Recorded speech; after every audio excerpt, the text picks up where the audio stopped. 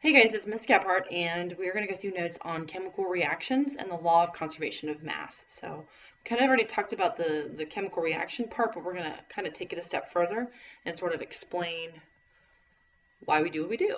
So, the chemical reaction, you saw color change, temperature change, gas formation, solid formation. Well, what a chemical reaction actually is taking sorry, let me get a pen. Taking elements and compounds and putting them together, and actually taking it now and putting it in an equation. So if I had iron, which is Fe, and I had oxygen, usually which is written as O2, okay, we're going to have some kind of Fe, probably Fe2O3, probably it's going to be something like that. But it's actually combining these things. So I had iron, which is probably some kind of solid metal, and now I'm getting this iron oxide, which is not going to be the same thing. So it's taking what we did, combining chemicals in class, and now we're putting it in an equation, okay?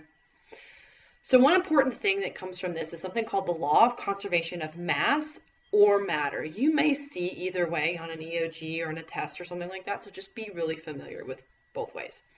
But this is basically like three interpretations of the definition of it.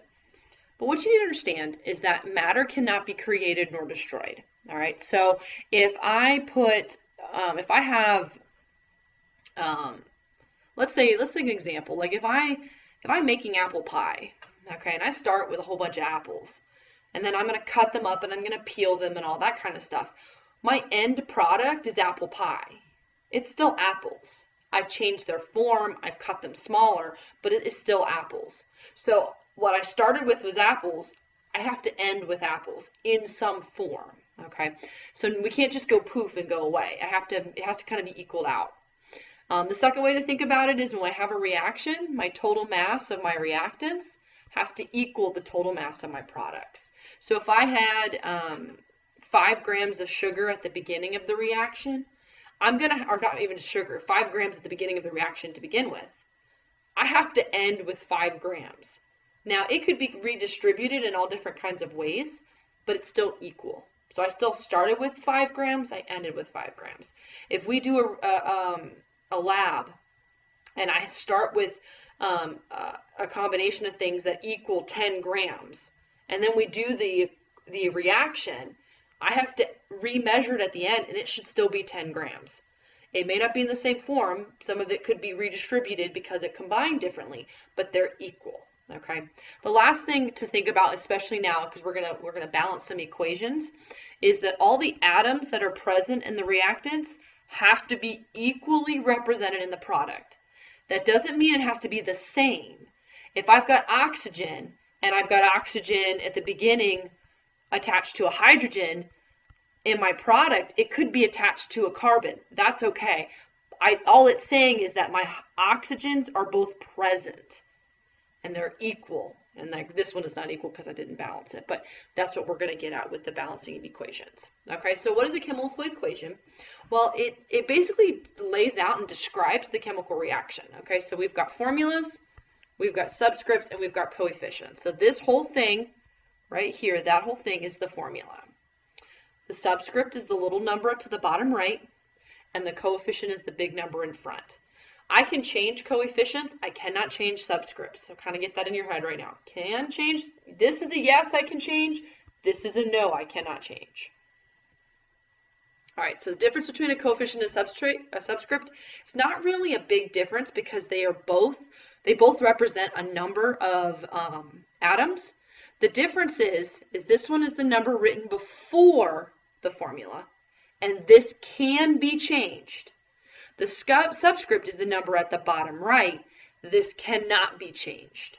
So yes to the coefficient, no to the subscript. If the subscript is present, I have to leave it the way it is. If there is no subscript, I cannot change that.